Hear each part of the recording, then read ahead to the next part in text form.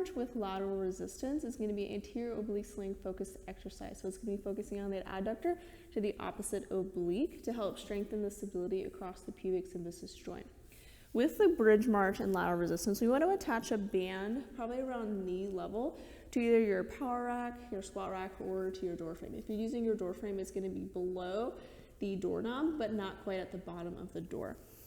So with the movement, I'm going to come out until I feel resistance in the band, and I should feel like I'm being pulled towards my point of attachment.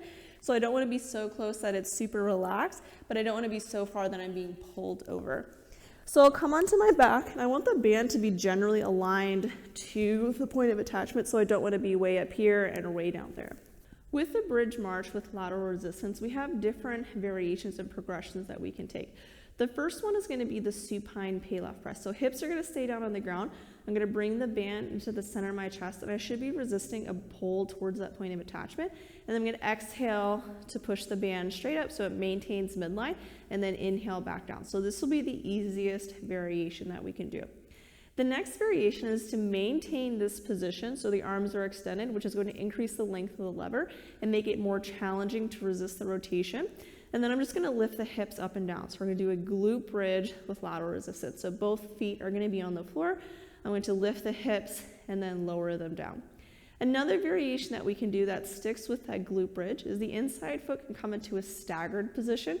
So now this outside leg is my work leg. I'm going to exhale to extend in the hip and then inhale to lower down, and the whole time maintaining this straight arm position. If I want to advance this even more, I can come into a single leg position, exhale to push up, inhale to come back down, and I could also just keep this inside hand on the band as I exhale to press into a single knee press.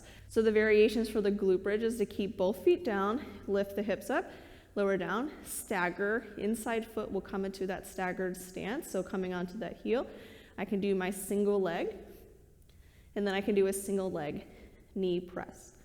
If I wanted to go into the bridge march variations, I could come into this position here.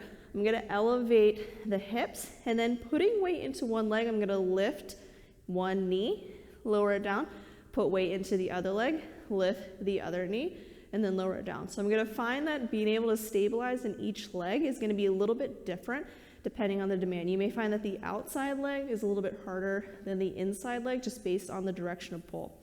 As I do my bridge marches, I don't want the hips to drop as I lift each foot. So I want to maintain this hip position as I lift the feet up, and then also maintain my torso position without being pulled towards that point of attachment. Ways that we can advance the bridge march is to take the band and put it around the feet. And so when I'm in this position, I have a little bit more resistance as I lift the legs up. So still maintaining that hip position, I would still have the band here to keep myself from being pulled towards that point of attachment, and I would just lift each foot at a time. Another way to change it up if you don't want to use a resistance band is we can just use one weight. So I'm just going to hold a weight in an extended position, so it's loading the single side of my body, lift my hips, and then I'm going to lift each foot at a time. And now I can keep this elbow down to stabilize, or I can lift both arms. And so I have a little bit of that anti-rotation, but it's not quite the same as a resistance band, but it's pretty similar. So if you don't want to attach a band, you can also do this single arm dumbbell extension as you move the legs around. So I can do my bridge marches here where I'm lifting in this foot. So it's always going to be opposite of the work leg. I can do my single leg here. I can have both feet down. And so there's different variations of the lateral movement that we can do with the dumbbell instead. So with the bridge march with lateral resistance, we would choose the variation that fits best for us. So we can either do the supine Pallof press if driving into the feet is uncomfortable or painful. We can progress towards doing a glute bridge with lateral resistance where we keep the arms straight as we lift and lower the hips. You can progress that towards a staggered stance or a single leg.